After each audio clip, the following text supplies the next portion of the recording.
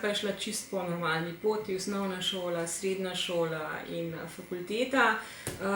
Izbor fakultete je bil mogoče že malce nenavaden. Jaz sem doma iz Kamnika in zato, če bi študirala v Ljubljani, bi živela doma. Jaz sem pa želela zares okusiti študentsko življenje in zato sem nekako, zanimala me zelo moda in zato sem izbrala študij, ki je bil v Mariboru. Študirala sem tekstilno kemijo. Tudi kemija me je zelo zanimala na tehnični fakulteti, bil zelo zanimiv študij, tehnični študij, zelo veliko sem imela skupaj predmetov strojniki, veliko matematike, fizike in jasno kemije. No, potem je bila pa moja prva služba povezana s prodajo in takrat sem pa čutila, da strokovnih znanj imam dovolj, manjkalo so mi pa poslovna znanja in zato je bila kar logična nadgradnja potem magisterij na ekonomski fakulteti. Ko sem pa nekaj časa že delala, se je pa pojavilo to moje zanimanje za človeško psiho, kaj se dogaja v naši glavi, kaj ljudje razmišljajo. In zato sem se zdaj pred 2 leti vpisala v študij psihoterapevtskih znanosti na Sigmund Freud fakulteto, tako da sem zdaj specializantka tega študija. Po rojstvu drugega otroka sva potem pa šla z možem, ki je bil ravno tako menedžer, na podjetniško pot.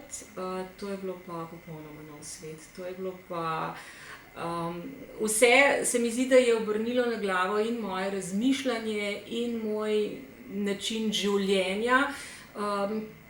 In največji preobrat, ki sem ga morala takrat narediti v glavi, je bilo to, da sem morala sprejeti to, da sem plačana zgolj po učinku in ne več po času.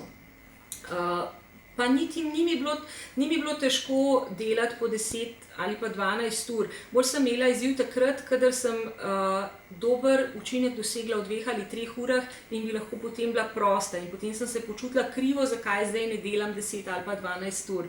Torej, naše podjetje BNI Adria je lastnik master franšize organizacije BNI. BNI je največja organizacija na svetu za poslovno in podjetniško mreženje in naše področje delovanja je Adria regija.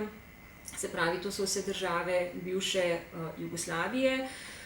Kar mi počnemo je, da organiziramo lokalne skupine podjetnikov, ki si z našim sistemom pomagajo medsebojno do novih strank preko osebnih priporočil.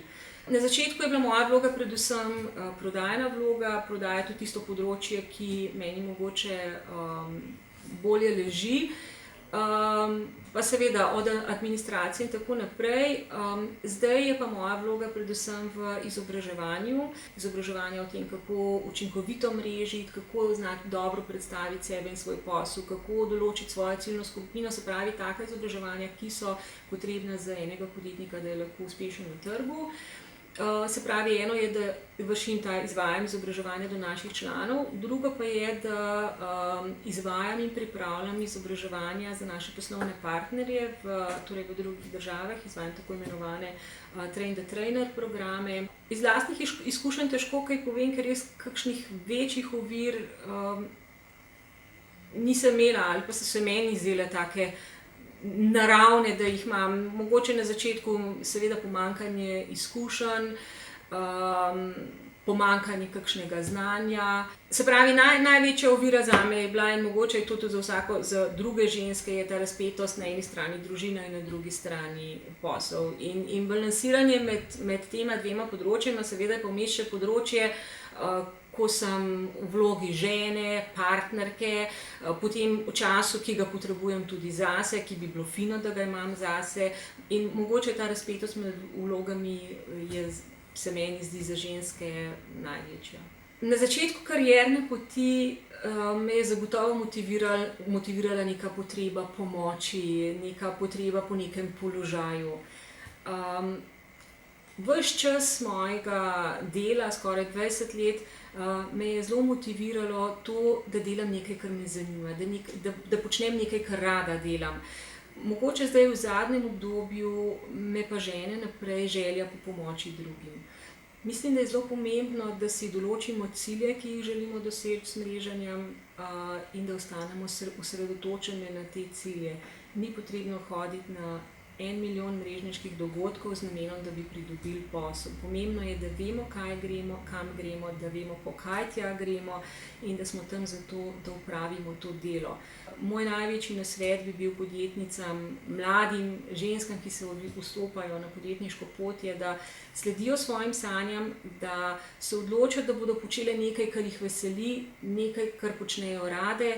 Jaz trdno verjamem, da se iz vsake stvari da narediti posel, da izostrijo svoje veščine, zato da bodo zares mojstre v tem, kar počnejo, in da na tej poti ne pozabijo počivati, da se ne izčrpavajo do onemoglosti. Zelo sem razmišljala o svojem motu. Jaz nimam mota kot nek izrek. Vodi me pa celo življenje to, da sledim to, kar rada počnem. In mislim, da je to ključ do uspeha. Se pravi, da počneš to, kar počneš rad.